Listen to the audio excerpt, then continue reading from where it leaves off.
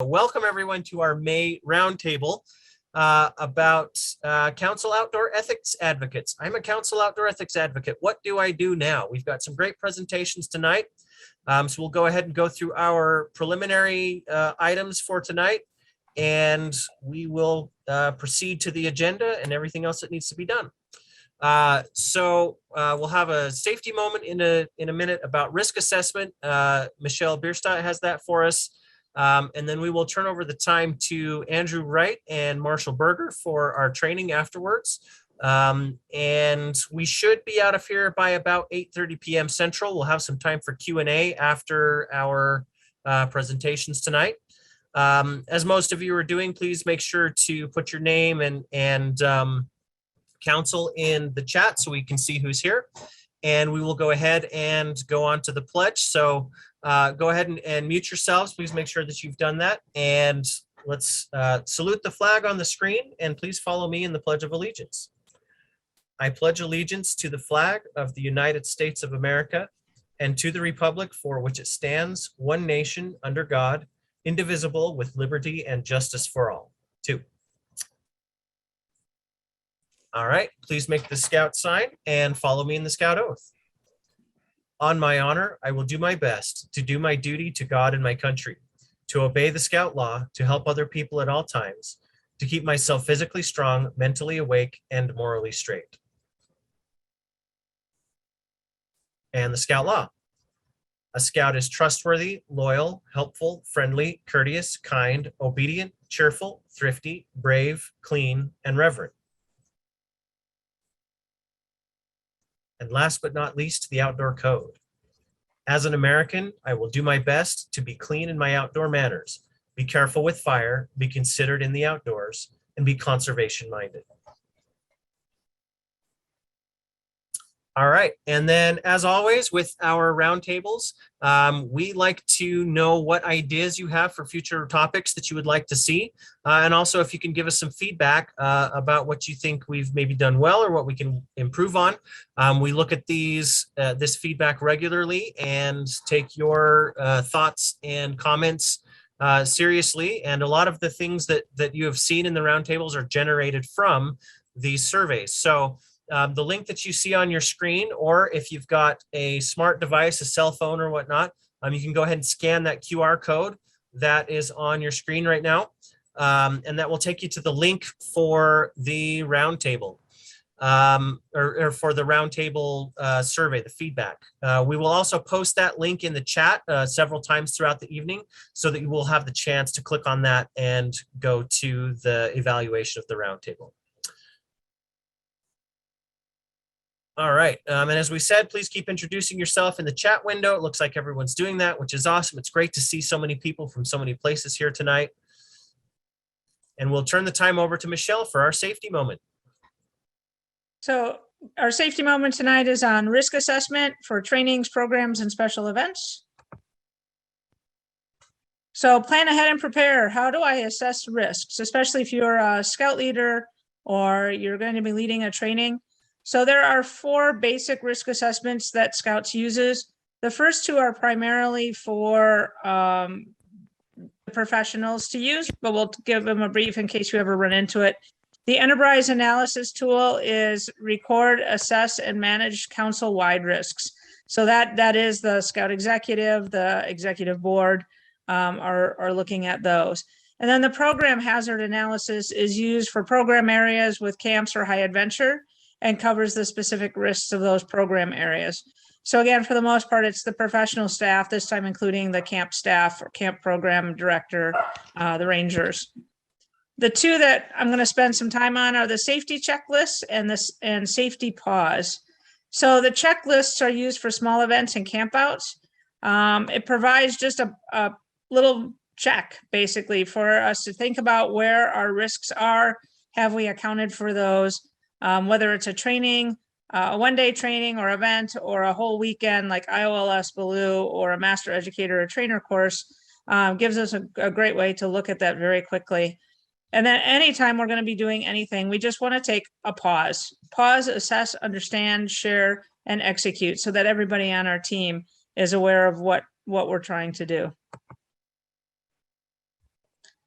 So the event safety checklist and the camp out safety checklist, both of these are available on BSA on the scouting.org file store site.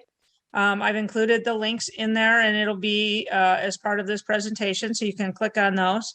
But these checklists provide guidance on safety issues that you might encounter at a scouting event, or like I said, on an overnight. It's designed to create conversations among the organizers around risks and way to mitigate or eliminate them. Basically, it's a way to just make us think that we've thought of all the things that can and will happen and how we're going to make that smooth so that only we know that something can or will happen. So the overnight ones, IOLS Blue, the trainers, the ME courses, the overnight is the one that says camp out safety checklist. And again, it really is just a checklist, just a way for us to think about it. And the 1 days, the events, the Cub Adventure Days, the awareness courses, anything like that is going to be a 1 day safety checklist. So there's less to go with it because we're not going to be overnight. There may or may not be any food involved. There are a couple pages long each. Again, there's the links for them, so you can just have them in your little file folder. And whether you're organizing the event or you have a group of volunteers that's helping organize event, it keeps everything the same. Now, a COEA might assist with that, with the one for the camp programs. The evaluation process is systematically identifies, assesses, and it resolves hazard associated with program activities. So if you are the COEA and you are involved with your camp program or someone on the program or properties committee, you might be asked to help with that assessment for a new trail or for ATV or horseback riding. Again, there's a link that goes to that. But this list is a little bit different. It's a little more involved. It's going to define the program activity, identify hazards, assess those hazards. When might it occur? What is the risk assessment? And then acceptance and resolution of the risk. Is it something we're going to go forward with? Or does the council decide it's too big of a hazard? And then any follow-up and documentation that goes with that. So while the majority of events will not go through this, if you are involved in a camp, you might assist with the camp or on the properties committee or program committee to complete one of these. It's a big group project. No matter what we do, we want to make sure we take a safety pause before we start, assess possible hazards, understand how to proceed safely, share your plan, and execute the activity safely. With that, that's your safety moment for this month. All right, thank you, Michelle. That being said, we will turn it over to Andrew Wright for the first part of our presentation. Andrew, the time is yours. Thank you. And it has advanced. Right. Yep. My name's Andrew Wright, and I'm currently the Council Outdoor Ethics Advocate for Transatlantic Council. And just a little bit of background. Undertook quite a number of conservation projects as a youth, and finally took my Leave No Trace Master Educator course in 2017. Attended the Outdoor Ethics Conference in 2018 and realized that the council should have a conservation committee. So came back and decided, yep, we're going to have a conservation committee. Founded that. I'm also a founder member of the Council Sustainability Committee, and I currently serve as the Council Outdoor Ethics Advisor for Transatlantic Council. I thought I would tell you a little bit about it because most people know Transatlantic Council is for those that are not in the continental US. Well, that's not exactly right. Far East Council does cover some of the area, but Transatlantic Council, we say that we are delivering unparalleled scouting, and that's in Europe, Africa, Middle East, and Central Asia. This little map here shows some of the units. There are some more units further off to the east, and we are all the time trying to grow units in new countries, and that's the focus of our drive at the moment. So what I thought I'd do this evening is talk about some of the challenges that I face in Transatlantic Council. So the first thing way I sort of thought about looking at it was to look at the responsibilities of the outdoor ethics advocate within the council, such as recruiting, training, program promotion, and reporting, and committee or team, and look at each of those and see what challenges I have in Transatlantic Council. One or two of these challenges do occur through a number of the areas of responsibility. Certainly, we have a very transient membership. Most of the scouts and the adults in our council are here for a maximum of 3 years. That's the normal time that a military person will serve within the council. Those that are in civilian jobs, they can be here for as little as 1 year, or they may be here for 3 years, 5 years, or more. So that's one challenge, because people are constantly moving. You think you know you've got people in the council, and then the next minute, we're going next month. The geography, the little map showed how the geography goes. Our council covers almost half the globe and a large number of time zones. So even scheduling sort of recruiting sessions and finding people is difficult, because how do you find out what's going on in Africa? And that really comes down to the communication aspect. Practically all of our communication within the council is by electronic means, whether it's Zoom calls or emails or any other electronic communication. And that means that face-to-face communication, which is quite often the best way of talking to people, and particularly recruiting people and asking people to do things, are very limited. So there are a number of challenges to recruiting, and that's a big challenge.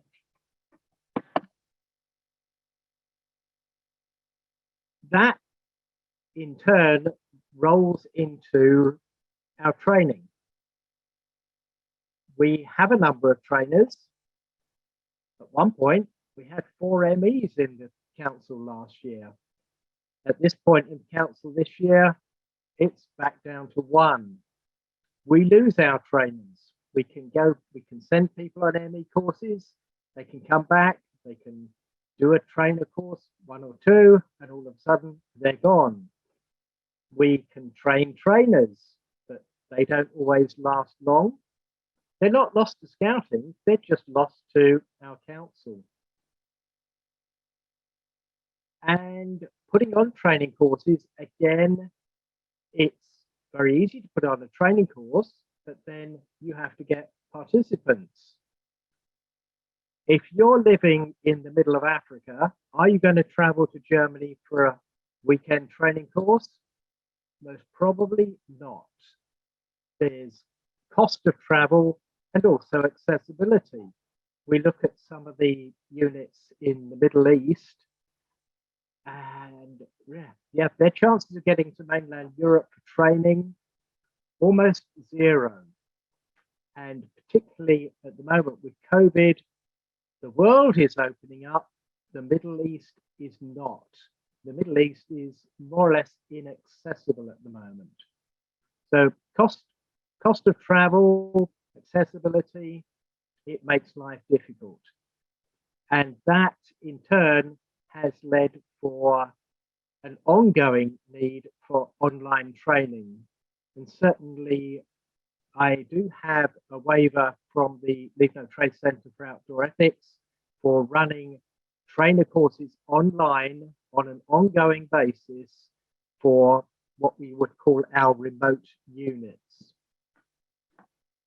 So challenges there, yep, they are, it's geography that's doing it. and that in turn follows into program promotion. It's quite easy in the UK, for example. The UK is part of one district called Mayflower that covers UK, Iceland, and Ireland, and that's about it. We don't have any units in Iceland or Ireland, so it's fairly easy. It's the United Kingdom. I live there, I can travel around, it's easy. The couple of the other districts are wholly contained within mainland Europe, and that again makes life easy. If we look at the Mediterranean district, that covers countries such as Spain, Greece, Italy. So although they're sort of in a band that runs across the top of the Mediterranean Sea, they're quite inaccessible from one country to another. You've got to go into mainland Europe and come out again. And then life gets even more interesting when you consider our sixth district being Horizon, and that covers the whole of Africa, Middle East, and Central Asia. And they still require program support, but the only way we can support and provide any program to those units is via an online program. It's not ideal. It has challenges of its own, but we do our best that we can with that. Again, the geography comes in because we have 2 council camps. Transatlantic Council doesn't own any property. We use the Canada International Scout Centre for one of our council camps, and we use a third-party camp in Croatia for our other camp. We will be having a third camp, and that will be occurring at the end of this year, and it is in Kenya. That is in Horizon District. But in the main, courses such as Wood Badge and the course, MYLT, takes place in Europe, and that does mean that there's a limit. It does restrict people from coming, although we don't say if you don't live in Europe you can't come, but cost, accessibility, and all sorts of other factors do make that difficult. So we do try and provide a program across the council. The further people are out from Europe, and certainly if we look at the membership of the council, the youth membership, and we do a sort of try and find the center of mass, so to speak, of that, it is actually in Romania, and that's not a popular place for anyone to go. Reporting. Reporting is perhaps the easiest one of the responsibilities to carry out, because that requires, yes, communication, but most of that communication can be done electronically, and you are relying on communicating with people who are committed to the cause of outdoor ethics and conservation, and they're quite happy to coordinate what's going on. So that is, I would say, the area of responsibility that offers the least challenge, although it still has challenges. Enough of challenges, because challenges are there and we should talk about them, but we should also look at our successes. In recent years, we have run Leave No Trace trainer courses in Croatia, Germany, the United Kingdom, and online. So you can see there's the picture on the right is in the United Kingdom where the sun is shining, and you can see a picture in Garmisch in Germany. Yes, the sun is shining, but The snow is still on the ground. And also we have run many awareness courses in Croatia, France, Germany, Switzerland, and also online. So in summary, plenty of challenges. I enjoy being the COEA for Transatlantic Council, and yep, challenges, successes, we've had some of both. So on that, I would like to pass over to the next item.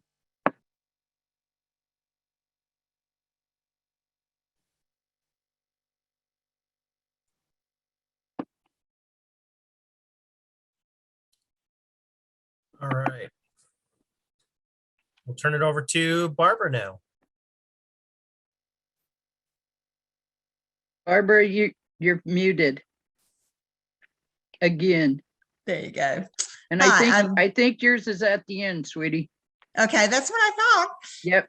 Thank you. So whoever's running the slides, before you turn the next slide over, I just want everybody to think about, especially if you're new, how would you start? Are you by yourself? Do you have other people that are doing outdoor ethics in your council? Have you met people who want to do outdoor ethics in your council? Is there some sort of activity that you would like to see happen in your council? So make sure that when you're starting, you start small. Find some people that are like-minded or trainers that could be left in your council, or maybe you have councils very close to you where you can meet up with some other people that are also trainers or master educators. Getting a cadre doesn't always mean that you are BSA. You have communities, and in your communities, you have areas, nature areas, or a club in the area that does things. So what you want to do is find those people, whether they're community-based or whether they're agency-based. There's people out there, and they're looking for the workforce sometimes that come along with the BSA. So I just want you to think. So pick something that you've been thinking about doing, and while we go through the training tonight, see if you can't find something that you can plan as we go. Okay, next slide, please. Not that one. Okay, so most important is to get some people that can do some training. So a trained leader is knowledgeable and more confident in the role being performed. Somebody that knows a little bit about what they're doing is a little bit better. The knowledge and confidence of a trained leader is quickly sensed by others, okay? Somebody that is speaking from their heart, or somebody that is reaching you because they're teaching you something that you would like to do, or they have the ability to have you share and have you bring out what you know in the group. Trained leaders impact the quality of programs. Leaders, a lot of times leaders will stay if they're trained because they feel more like they're getting something done when they know what they're doing. And a trained leader is better prepared to make the scouting program better than it can be. Okay, next slide, please. Now you've seen this all before, most of you, but if you haven't, this is the training continuum that the famous or infamous pyramid that came from the center, that isn't the center anymore. Just leave no trace. So at the bottom, you have the outdoor ethics awareness course. And actually down there should also be outdoor ethics orientation course, and that's a 1-hour course. That the orientation has a number. We'll put that on the slide for next time, but we'll make sure that you have the course numbers after this course. So there's a BSA Leave No Trace 101. That is the one that's in the catalog of the BSA trainings. The BSA Leave No Trace 101 is the one that they call the Awareness Award. I mean, the Awareness course. And that one is about 3.5 to 4 hours. It can be a lot of fun. You can even teach it to Cub Scouts. You just have to be lively and keep moving. And then there's a Leave No Trace awareness workshop. It can be as long or as short as you would like it to be, but they're generally about 4 or 5 hours. The center has, Leave No Trace has them, and they also have a syllabus for that as well, a little simple agenda. And then there's the BSA Leave No Trace trainer course.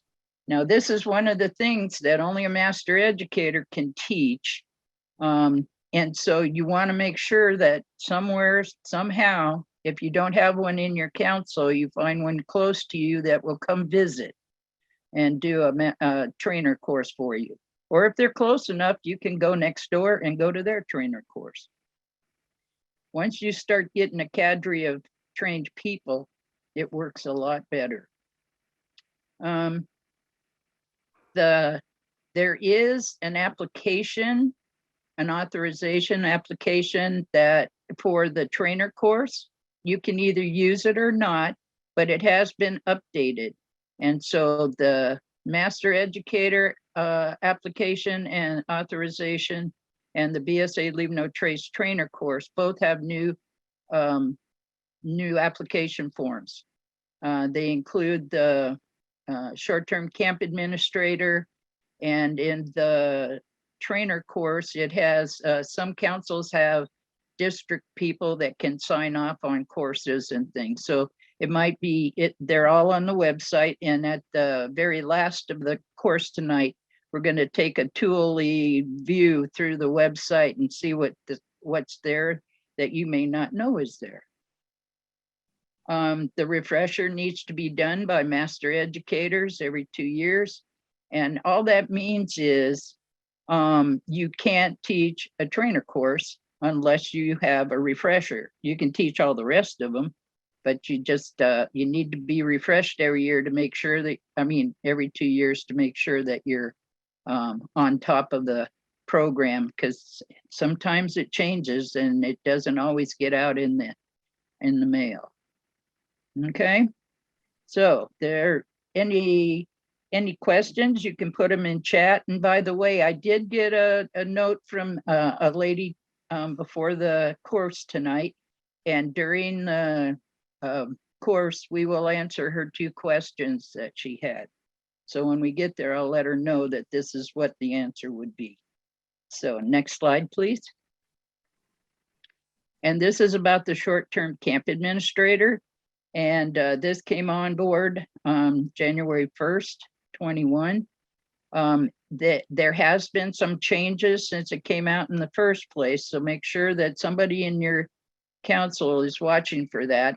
I'm quite interested in the safety moment tonight, because many of the things that Michelle was talking about are part of the short-term camp administrator. So this would help us out if those forms would also be available for use. So I will do some more research on that, because that was the first time I've seen those.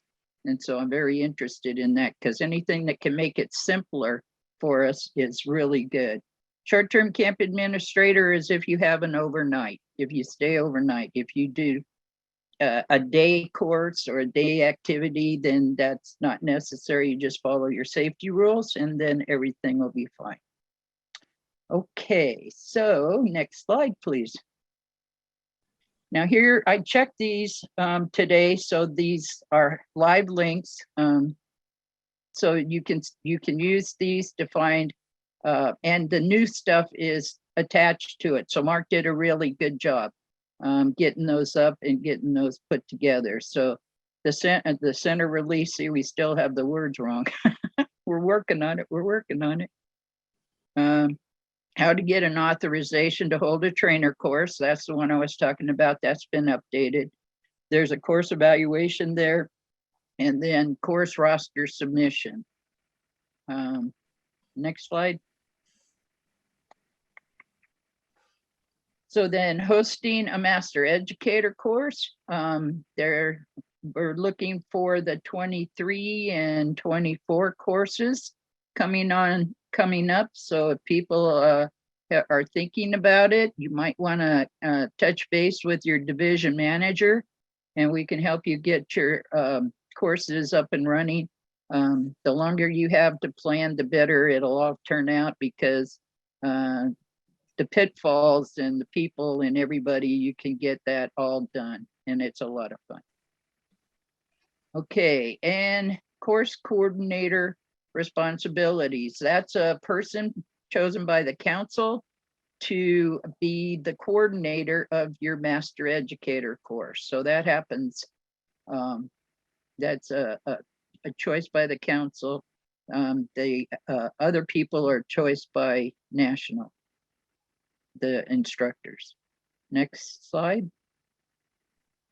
Okay, so here you should know this one. This is the BSA training curriculum, and there are a lot of good things in this curriculum that you can use. Fundamentals of training is the basic things that teaches you how to do methods of training, and it also helps you to do different styles. It helps you with charts, and not much on PowerPoint yet, but if they update it, it should. But those kinds of things that, you know, like if you put the color red up, how many people can actually see it?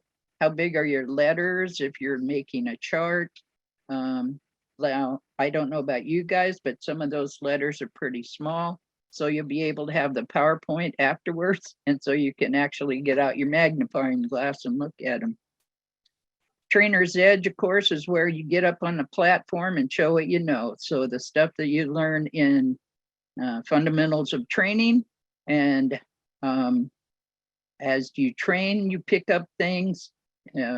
Reading people is very good, and that one, you actually have to teach something that you know. You put it together, and then 5 people or so sit in a room and tell you what you did good and how many ums you said and ahs and all of those things.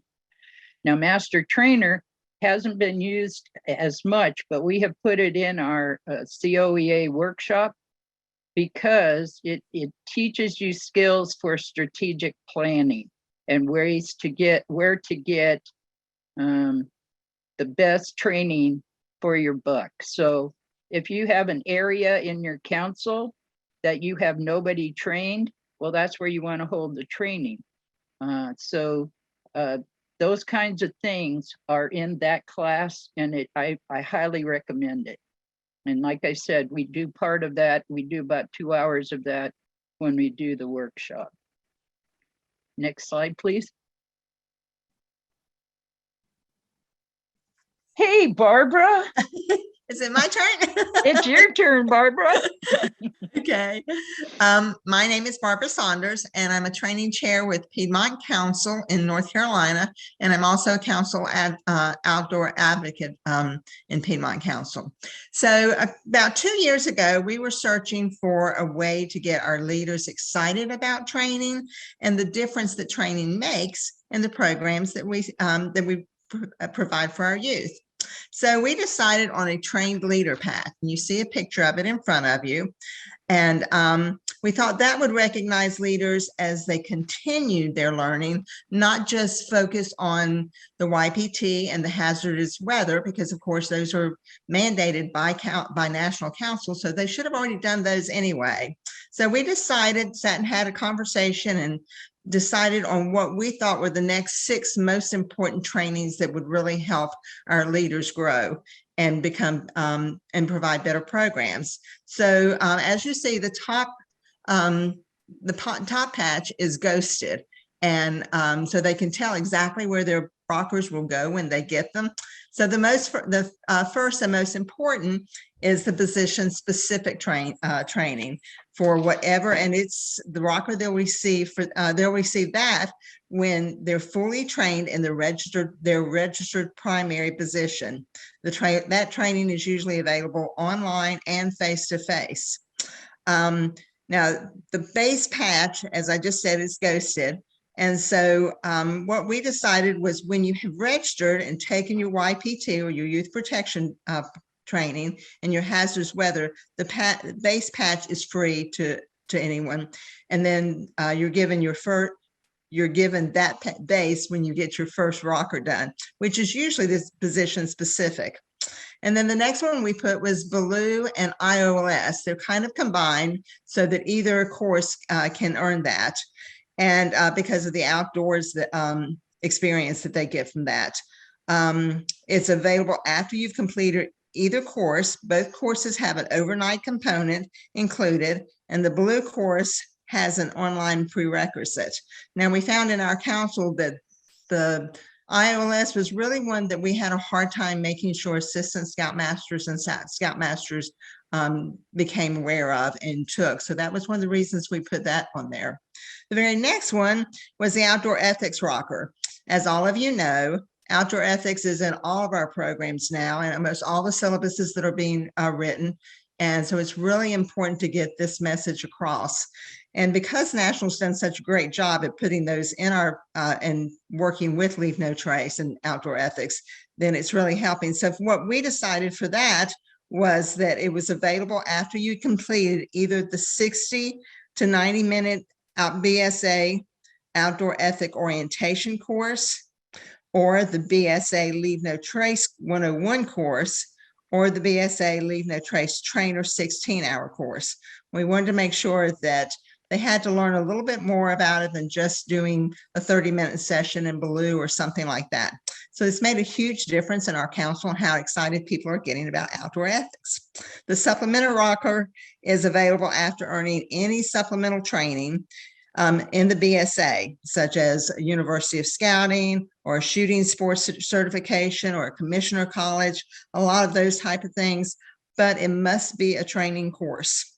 And then the Wood Badge Rocker is available after completing either the 5-day or 2-weekend in-person course and the completion of your ticket and application for your Wood Badge beads.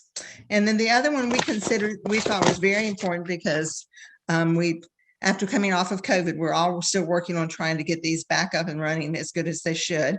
Just like tonight, it's the Roundtable Rocker, and it's available after attending at least 6 in-person or virtual roundtables in a year.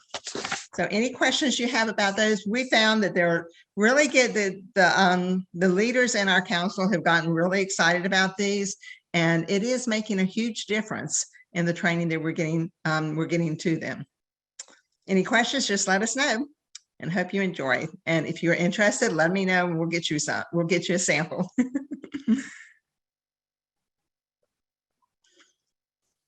All right, now we will turn it over to Marshall.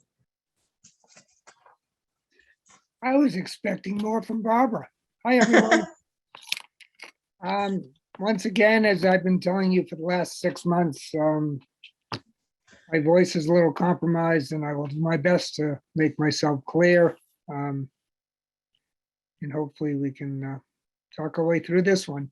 Program promotion. Could I have my first slide, please? So Andrew talked about the functions of the COEA. He had a 5th one, which was team building.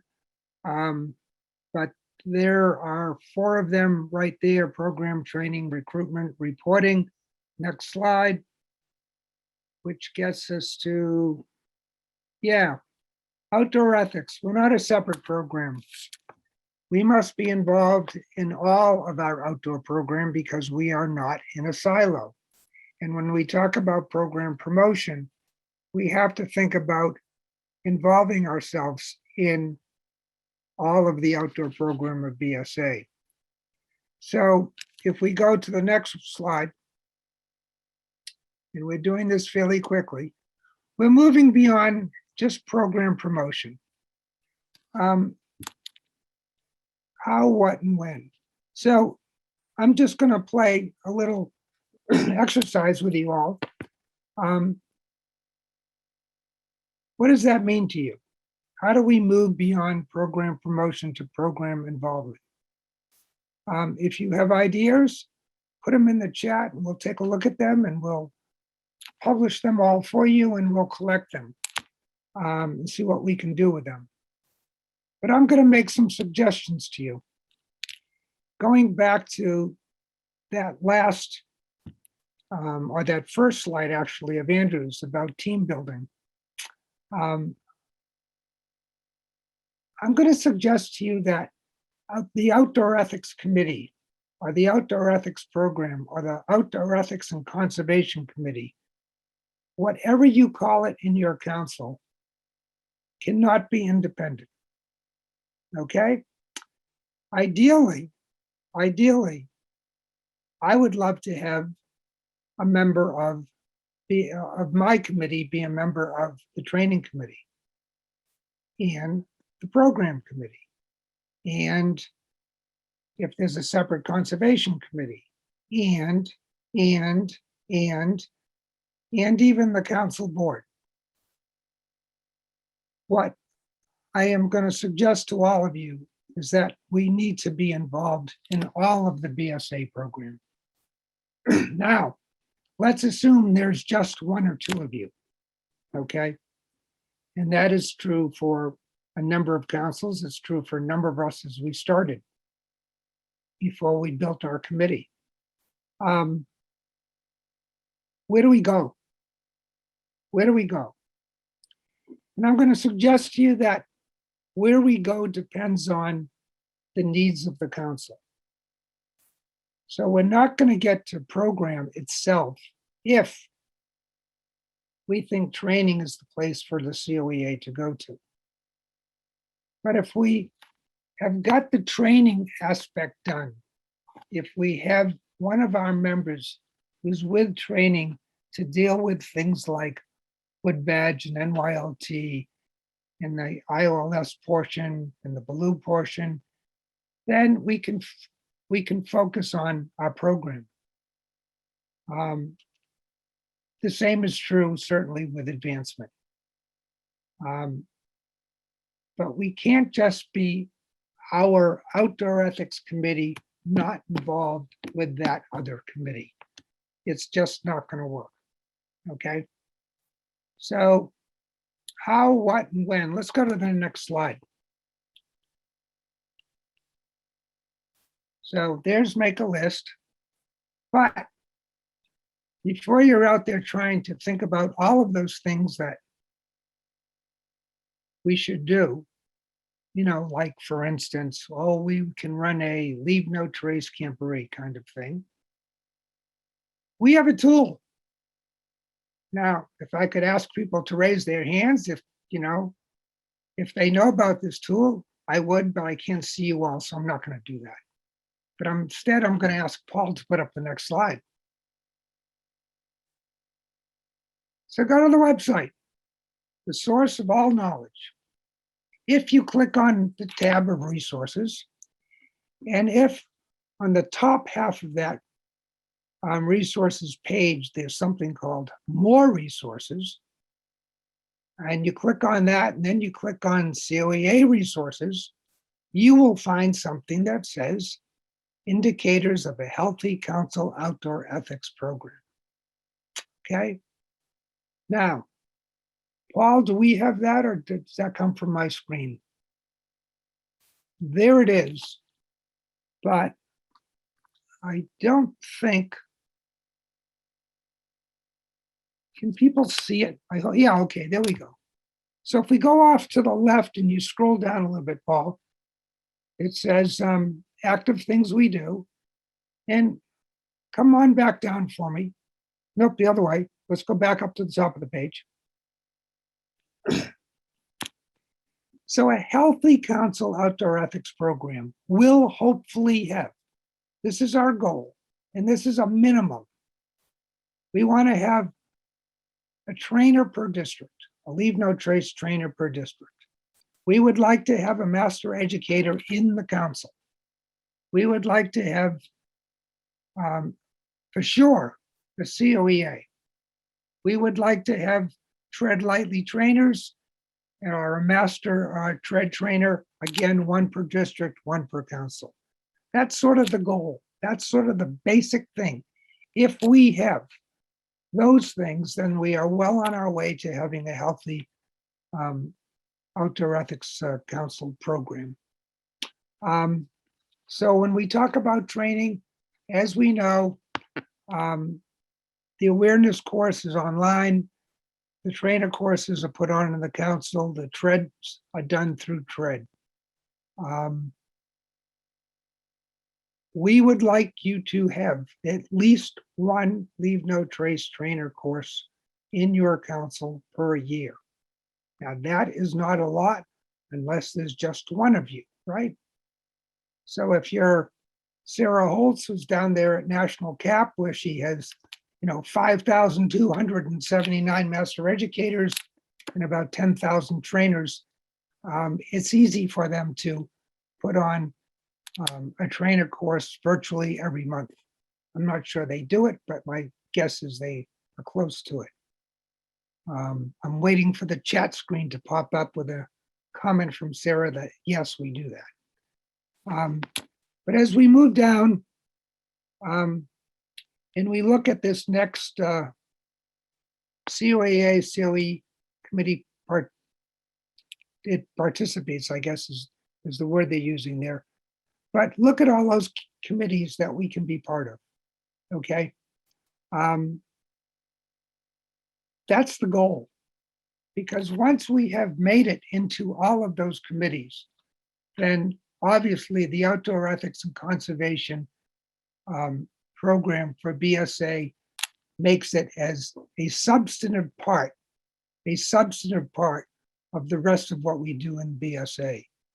Without us, and without someone that can carry the banner for us and is knowledgeable about what we do, it's clear from past history that things will get dropped or passed over. So the goal is to get into those committees. And then where do we take it from there?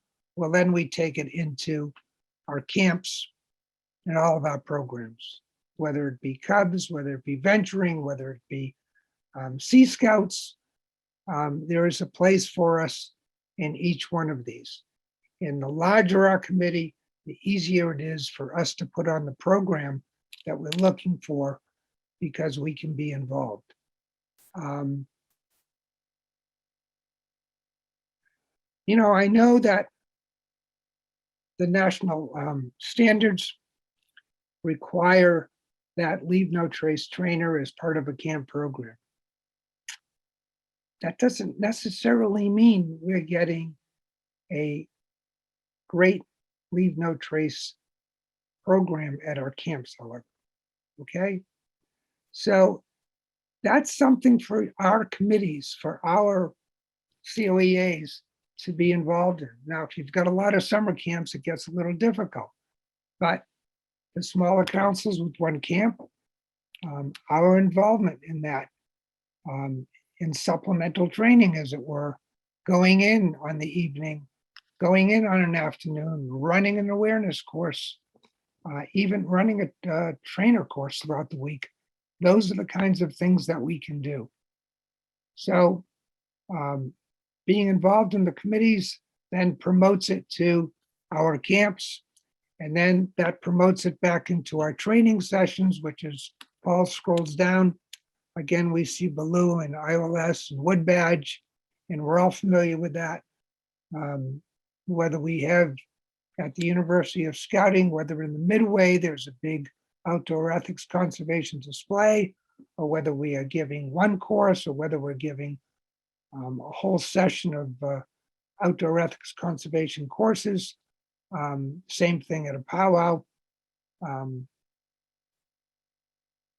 Certainly part of the district or council roundtable program.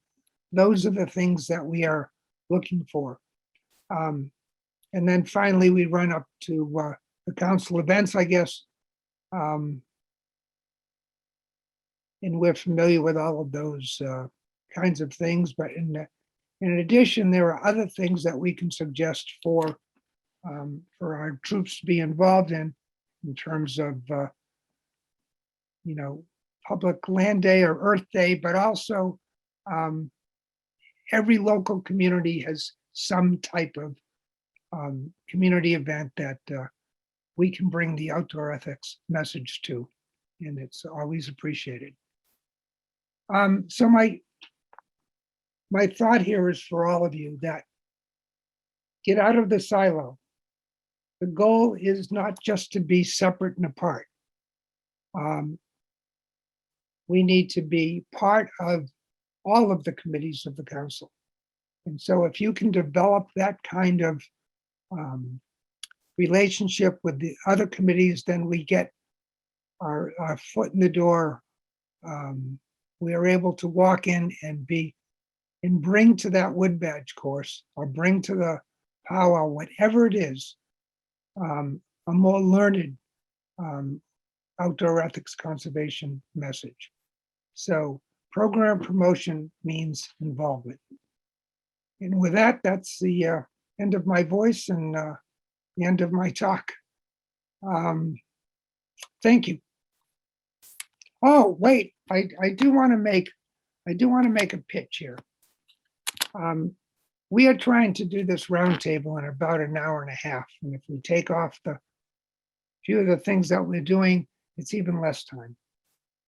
But for those of you who would like a full week of this at a place equally as beautiful as the picture on the screen right now, at the Philmont Training Center, the end of June, come to our course that we're holding out there. Join us for a great week of outdoor ethics and conservation as we go through all of these things in great depth. So thank you. I turn it over, Paul. All right. Who remind me who has this segment, because I don't exactly remember. Or is it Q&A time? There we go. It's me. Okay. Thank you. Paula. Back to Paula. Yeah, here we go. Now, who would you have on your committee? Marshall's already told you some of these things. So these things, we'll just gloss over this part because he talked quite a bit about what we're going to talk about. So who's on your committee? He's told you that everybody's on your committee. Now, remember, you have trainers that you've met along the way. You've met like-minded people. You have met people from other organizations, maybe other teaching groups. Maybe you have an environmental group in your town where all the teachers and everybody join in, that you might be a partnership there. Some of those people might be liaison onto your committees. And as Marshall said, your council committees are a huge part of that as well. Remember, make sure you know what the need is so that when you make the ask or try to involve some folks in what you're doing, know what it is that you're asking them to do or what it is that you're going to do. Just don't get a whole bunch of people and then try to figure it out. Have at least step one of your plan when you make the asks for people to come join you. Not every council has enough people to have committees. Some of them just have a team of trainers that do the training in the council, and sometimes they do more. One of the things that Marshall did miss that I think is really important, it's a great training tool, it's a great program tool, is the awareness award, the awareness and action awards, especially the awareness award, because it gives you the overall plan of the whole, all of what we do in outdoor ethics. It has, as you well know, it has the Tread Lightly 101, and it has the Leave No Trace, all online, that people can do it at leisure, and the parents can do it with their kids. so they can learn too. And then the action awards is once you learn the basics, then you go out and take the action. I feel sorry for the venturers because theirs is really difficult. Next slide, please. Now, this is the young lady that asked, the person that asked me the question about where does the COEA go? Actually, there is several places where the COEA would reside in the council. One of the most prevalent places that you will see a council outdoor ethics advocate is in the outdoor programs committee. So anybody know some of the, nope, don't. Thanks, Matt. So My bad. if you had this chart, you could put the outdoor programs in the center, and then around the edges, put some of the outdoor programs. What would be an outdoor program? Just jot it down on your paper or put it in chat. Who could be in those little balloon things that are around the edges? Because Marshall told you a lot of them. Camping, good. Anybody else? OA, yes, awesome. Training committee. High adventure, very good. Camp staff.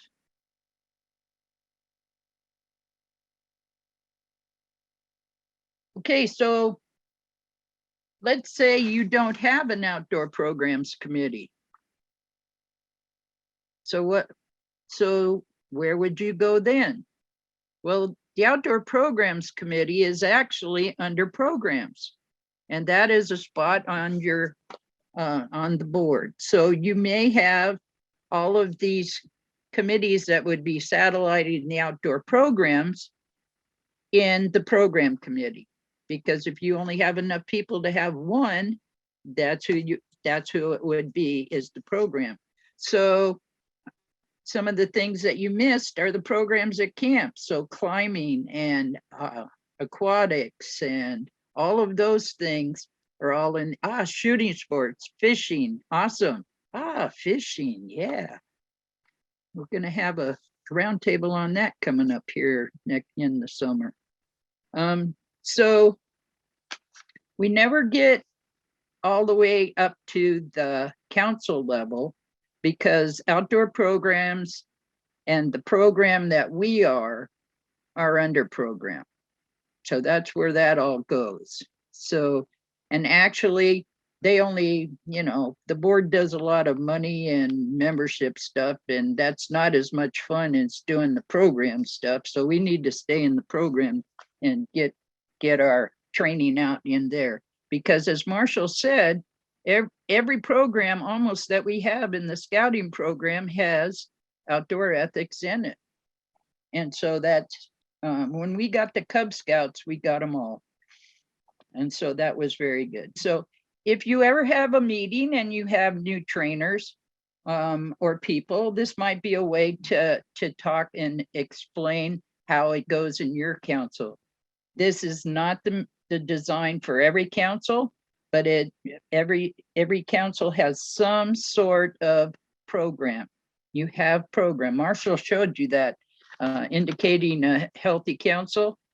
You guys would be surprised how many things you actually do that do outdoor ethics. Okay, so now the next slide, Matt. So this is the slide made by, I think it was Heidi Groven, on one of the trainings that we had. So you'll see a few other things on here. There's Wood Badge on here. How about districts? Some councils are so big, Crossroads of the West, that they have district outdoor ethics advocates because their districts are so large. Commissioners are awesome to be in that silo as well.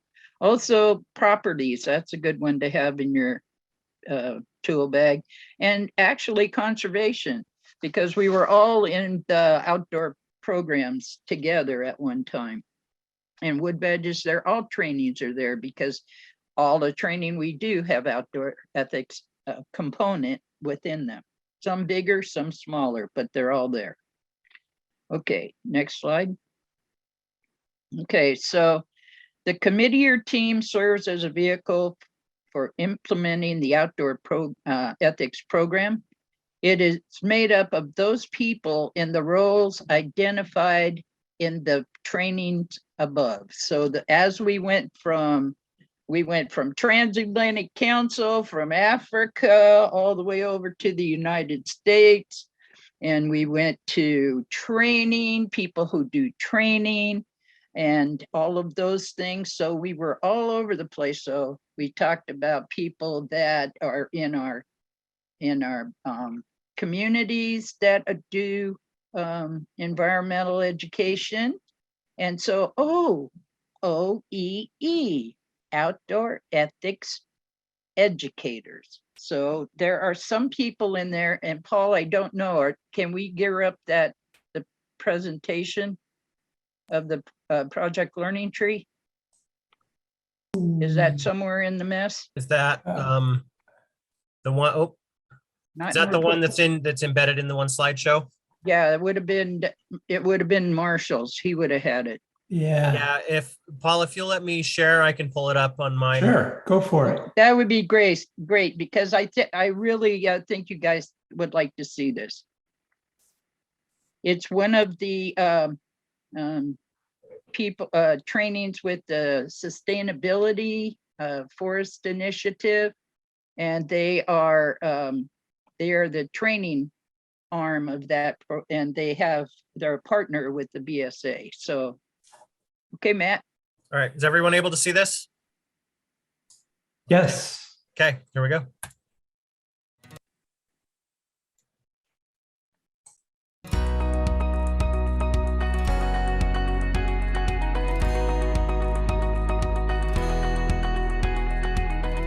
Project Learning Tree is a interdisciplinary curriculum that individuals can use. They don't have to be traditional educators, but they can use it to introduce science, math, language arts, all the disciplines, using the forest as the backdrop. I just fell in love with Project Learning Tree because it gets children outside, and everybody knows that hands-on learning is so much better than just a book. Although books are wonderful, don't get me wrong, I'm a teacher, I love books. But it's so much better when you're working with science and working with children if they get their hands on it and they do it. In a classroom setting, they're sitting down and it's like they're having to learn. And then when you come out here, they're in the outdoors, they're playing games, those hands-on activities, they don't realize that they're learning. And so when they come back, I think it's neat. I think if I were to give them a test, I think they would do really well because they paid so much more attention. Project Learning Tree is probably the best integrated book I've ever seen. It's just amazing how every subject fits in so well. And they give you ways in the book. They have this fabulous index in the back. Not just in science, but we can also apply it to language arts, math, everything they're learning out here, and just correlates and goes so well with what we're learning in the classroom. And that's the great thing. I think that's what makes Project Learning Tree unique and makes it stand out from other programs. Project Learning Tree was made for teachers, by teachers and natural resource professionals, and so it gives teachers all the information that they need to effectively teach on an environmental education topic and do it in a factual and easy manner while still providing their students with a fun activity that gets them excited and learning. So by teachers taking Project Learning Tree, it actually makes them be better science educators, and it helps natural resource professionals be better teachers. A program like this has an impact beyond anything you can teach them in a classroom. It engages them, it lets them think. We give them, we give them the tools out here to use, but they actually have to think on their own. So in environmental education, we never want to tell them how they should think about an environmental issue. We want to give them all the facts and then let them reach their own conclusions, because again, while we want to make them good stewards of the environment, we are not here to push an agenda. having a relationship with Project Learning Tree and with an organization like SFI is tremendous, because each one of them was a very successful program on their own. But putting them together, I don't think we've touched the things we're gonna see in the future. I think there's gonna be a synergy there between SFI and Project Learning Tree that's gonna reach more kids, more people, and inform them in a way of the benefits of the forest and all the things that we depend on and take for granted.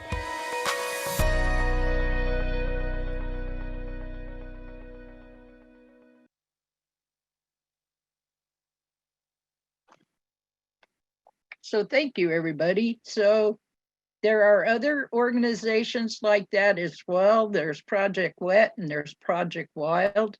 And so Project Learning Tree, of course, is about trees, and that is the most what they do. And then Project Wild is about the animals, and Project Wet is about the water. So depending on where you are, there are several other ones that are out there, but these are the three biggest ones that I know of. And you can find them almost everywhere. Matt, can I see my slide? I think I had, was there one left? Oh no, I had finished reading it, I think. Okay, so I just wanted to give you some of the ideas that there's more out there, and there are nature areas or home gardens or different things in your community, and the more you can be seen in the community, the more help you'll get, because they love to see youth learning skills and laughing and having fun while they do it. Okay, Michelle. So I get the stuff that isn't so much fun. I get the reporting side, but the website has given us all of the tools that we need to make even reporting simple and concise and easy to use. So, oh, I have control here. So the online tools on the BSA Outdoor Ethics BSA website, there's a whole set of online tools that COEAs can use to make the reporting simple and easy. And when you have to do your yearly report, it's a lot easier to go back to your tool than it is to sit there and try to remember how many IOLS Blue, Wood Badge, summer camp, trainer courses, awareness courses, 101 courses, either you yourself or members of your committee or someone within the council has taught throughout the year. One of the big things is to make sure that the contact info and status for your master educators and your trainers are there. Each year, contact each of those people that are listed and verify or remove them if they've left BSA for whatever reason or moved away. If somebody has moved in, you need to add them. Annual reporting. I love going back and seeing just how far we've come since this has started. So I can look back at a past report and see what's changed. In 2022, the big thing is to try to get back to where we were in 2018 or 2019 when we had to move away, or 2020 when we had to move away and go to virtual trainings. I can see what changed and what needs to be reinvented, so to speak, because I have all new people now. So I get that link to my annual report. And then the Outdoor Ethics Event Reporting Tool, it says it's optional. Really, you want to use it. I've been using it for several years, and it really makes everything simple. So under Outdoor Ethics, bsa.org, go to OEA Tools. And the first step is to get your key. It's really easy. All you're going to do is enter your email and hit submit, and magic occurs, and you're going to get a key that's going to get you into your own council's reporting tool. You do need to be the COEA in order to, or the council representative, in order to be able to get that that link, that key. So don't pass it out to a whole bunch of people. You as the COEA are kind of the manager of the toolbox. You'll get an email sent with the link, and somehow or another bookmark or flag that so that you remember it in the future. And then it kind of looks like this. You have your outdoor ethics advocate tools. And it's going to give you your OE contacts within the council. Again, once a year, you're going to contact all those people and make sure they're still valid, that none of their information has changed, that they still are up to date, especially your master educators. It is really easy to lose that 2 years and suddenly not be really a trainer or a master educator anymore. They need to do that training or that refresher course from Leave No Trace. I can report it. I can input my rosters from trainer and master educator courses. And again, it's wonderful magic. I input the information, and the information goes to both the BSA people, and it goes to the center people, and you get your certificates, and it's all right there.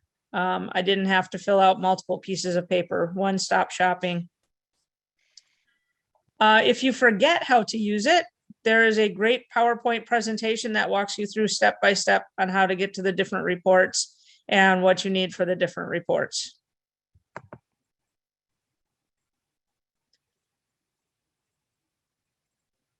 So your outdoor ethic advocates, your OE contacts, again, they're going to give you your OE contacts. We blurred them out, obviously, because we don't want it all over the place, but what is their position? So you'll see that here, Mark is listed as the COEA, and he's also a master educator, and it's going to give some phone numbers and email and tell you where he's from.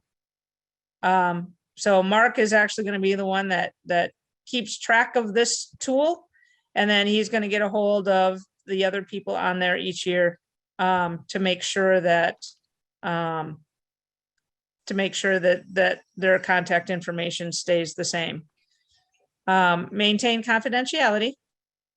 If the person puts on that they don't want their information to be able to be viewed, respect that, and they can go in as having their name on there, but then and their position, but leave off the phone number, email, or address.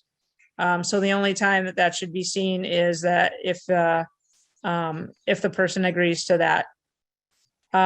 Each year you'll get a reminder at the end of the year. And if it says verified, that means that you have filled out your report and have the people who are verified redone. And if it says unknown, that means the person, the COEA, could not get a hold of them. Maybe they moved or just hasn't been successful in getting a response back. Yeah, the Master Educator Refresher course is on the lnt.org website. Matt earlier put on the link to get to that, but that needs to be done every 2 years.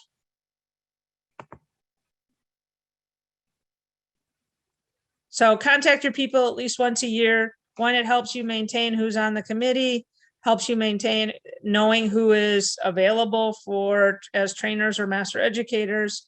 Make sure that their BSA membership is current. I can tell you that has happened once in a while where they leave a unit and then they forget to do recharter as a council person, whether it's as a merit badge counselor or on a committee. So make sure that their BSA membership is up to date. And do they still want to be listed as an outdoor ethics contact?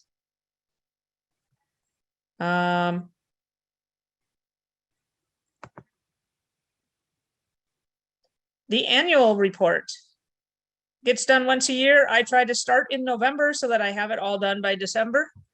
You can go back in and change it. If something happens in December, maybe you have a late training, so you can always go in and update it, or if you don't have all your numbers, but it's great to get started. I usually try to do it just before Thanksgiving is the start, and then I hit the submit button, and then I can go up and update before the end of the year. The Council Outdoor Ethics Advocate is hopefully you. And then you're going to put in your name and your email. And then the person filling out the report, if you are not the COEA, if you are a council representative, for example, then you would put that and put none in the COEA if there's nobody available. the number of districts in your council. Some of us are going through redistricting, so that number could change. Otherwise, you can pull it off of the year before. And then it asks for the following. Do you have an active COEA? Do you have an active master educator? Do you have an active trainer? Do you have a master educator in every district or zone? Okay. Yep, that's a good reminder. Training refreshers are also needed for CPR, first aid, and wilderness first aid. Do you have an active outdoor ethics committee or conservation committee? Or like some councils like ours, I'm part of a bigger committee. So however that works in your council, it may look a little bit different. And then how many courses did you conduct and how many participants, adults or youth? And there can be leader trainings, which is the IOLS, Blue, NYLT, summer camp staff. There's roundtables for other OE type trainings. There's camp training, high adventure. Did you do some special stuff? Community outreach. Did you do something at your local state park or with the school district? Were you involved with the river cleanup in your area? Whatever that might be. And then other events. Such as a Leave No Trace camporee or a Cub family weekend that was focused on Leave No Trace. So there's parts for all of those in the annual report.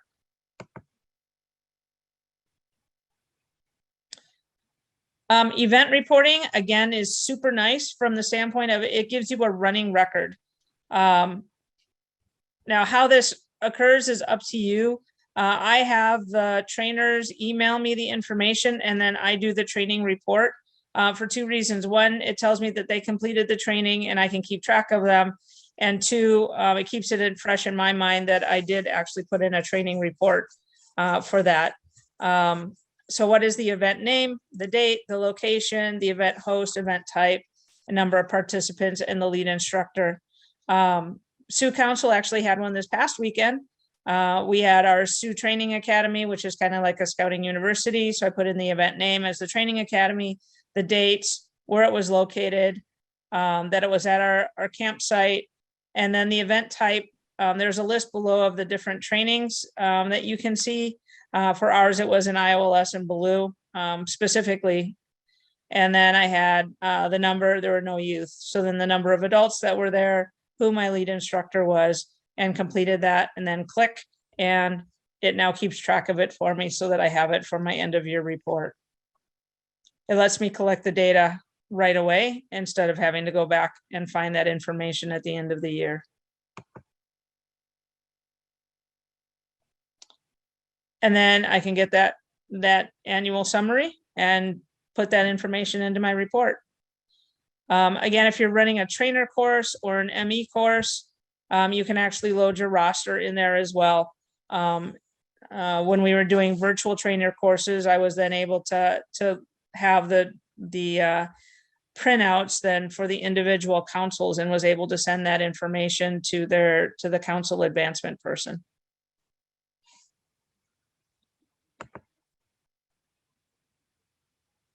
And there's that training attendance report. So I printed it out both for my council, and then if somebody was from a different council, I could print out a second report and send it off with them as well.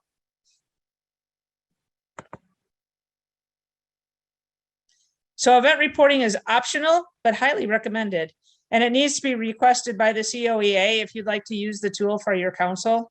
And you can contact Mark Hammer, or again, on the outdoorethics.bsa, just click get your key, and Mark gets that all set up for you. Real easy to do and super easy to use. And honestly, it saves me a huge amount of time. So I would encourage all COEAs to use that online reporting tool.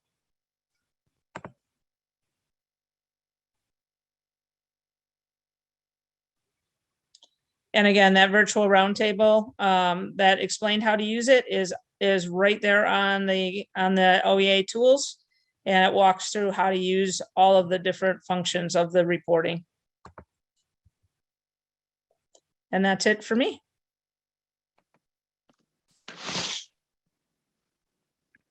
Thank you, Michelle. Hey, Paul, Yeah. before you move on, I just want to say a couple of things.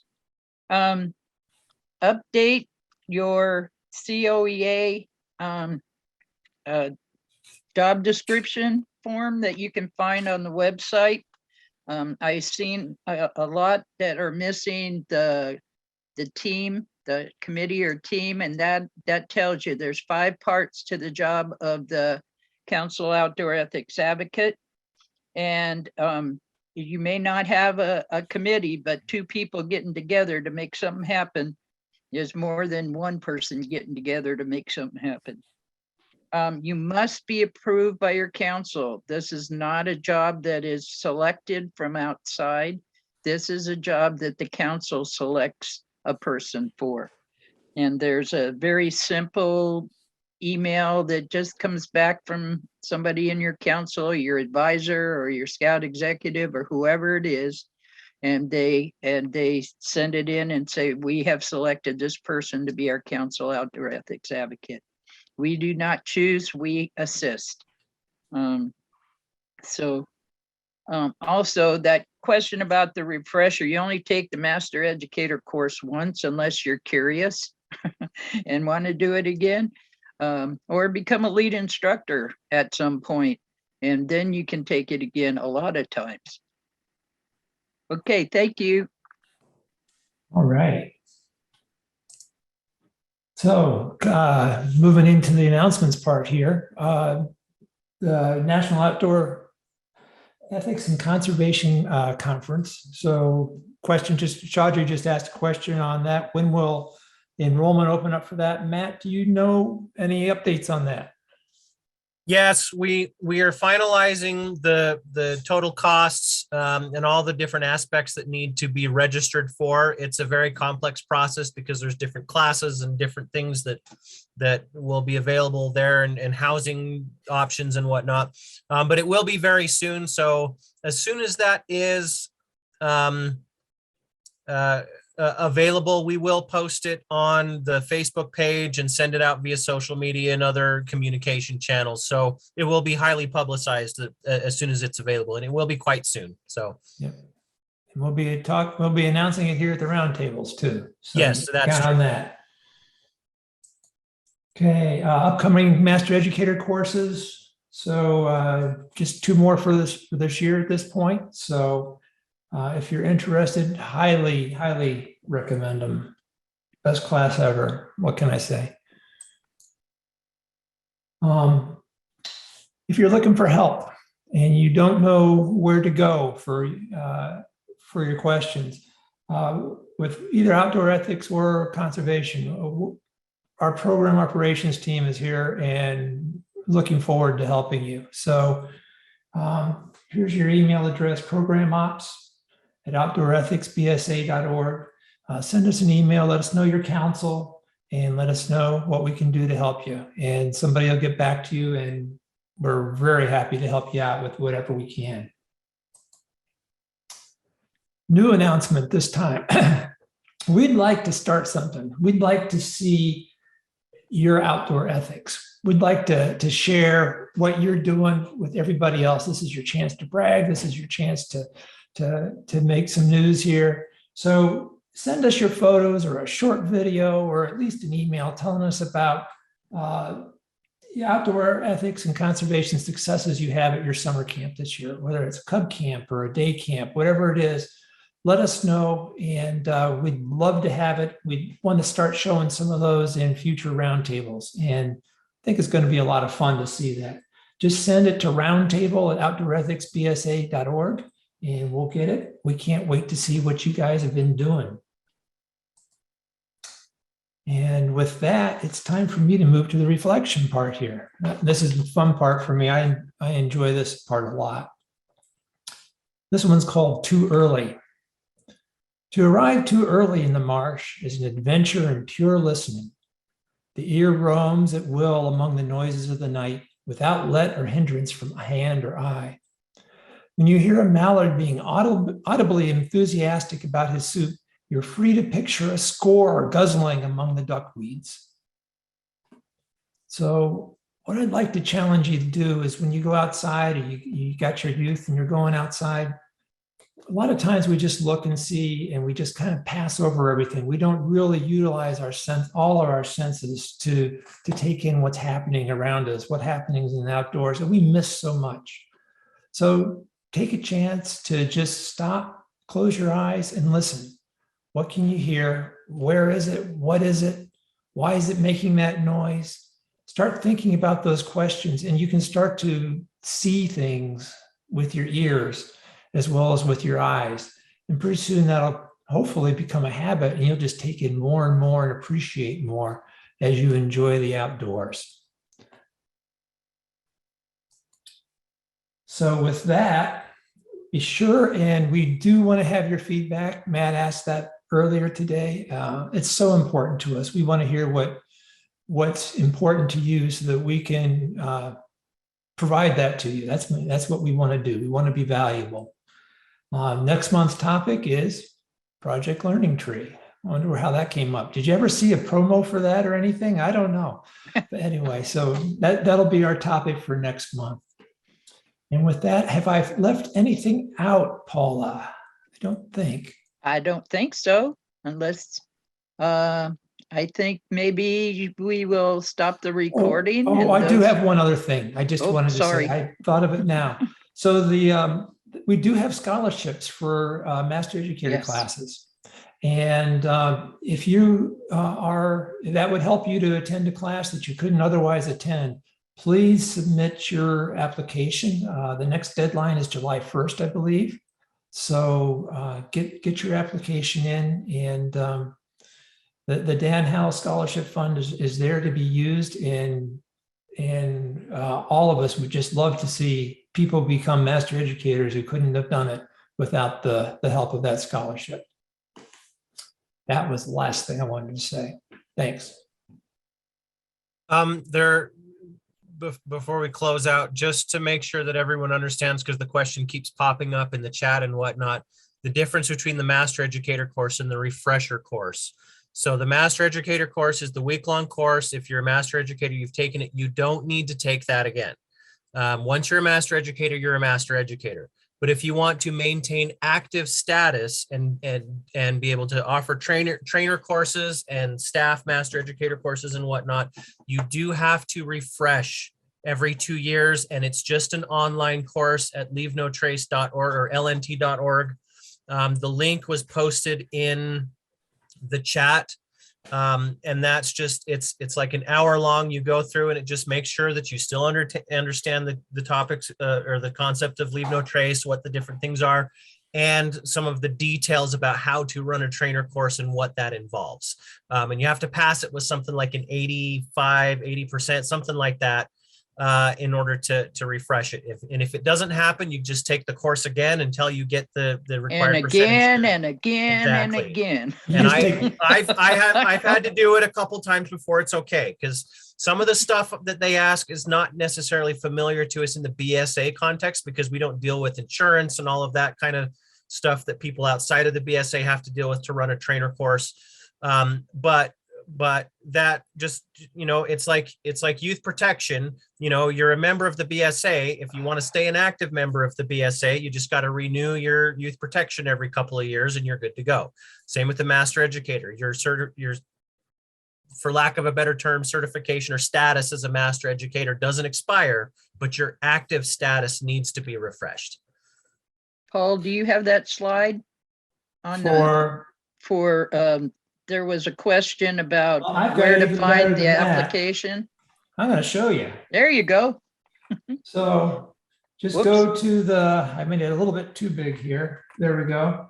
To the outdoorethicsbsa.org, and the Dan Howells Memorial Fund and Scholarships is right here. So how to apply is, there we go, right there. So it's right on the homepage of the Outdoor Ethics BSA site.